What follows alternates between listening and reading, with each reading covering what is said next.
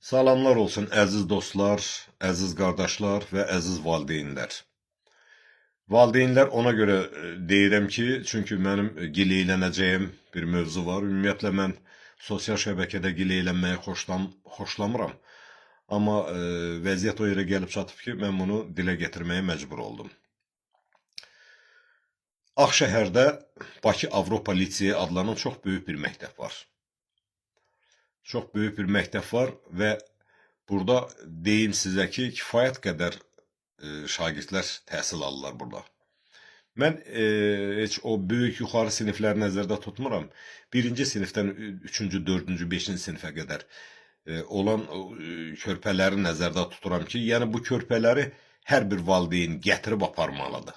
Yəni o körpə uşaqları heç kim yəqin ki, öz başına buraxmaz. Amma bir dənə gileyim var. Bizim qeyd elədiyim kimi ki, paytaxtımızda Ayna adlanan bir qurum var ki, bu Ayna tərəfindən hər bir körpəsini gətirib ora təhvil verən və uşağını oradan götürmək ərəfəsində saat 1-ə işləmiş olur. Bu, tezdən də bilmirəm saat neçədə. Məhz saat 1-ə işləmiş ki, dərs qutarır. Dərs qutarmamışdan bir 10-15 dəqiqə qabaq Ayna qurumunun bir səyyar cərmə yazanlar qrupu var.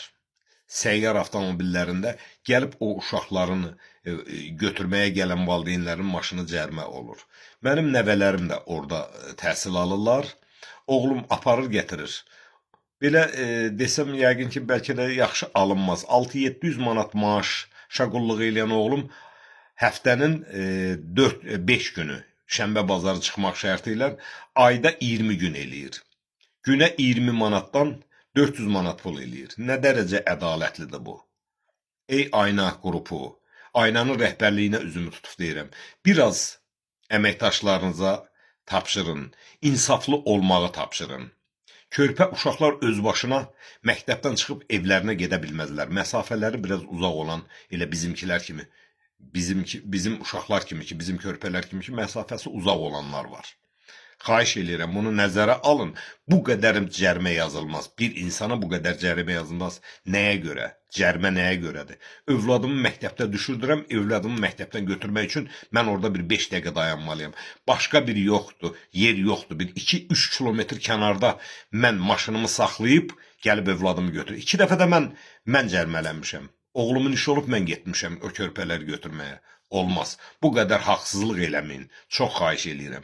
Mən şəxsən məktəbin o boyda müəssisənin direktoru Zülfiyə xanımdan da xahiş edirəm ki, o Ayna qrupuna bir heç olmasa təsir eləsinlər ki, olmaz.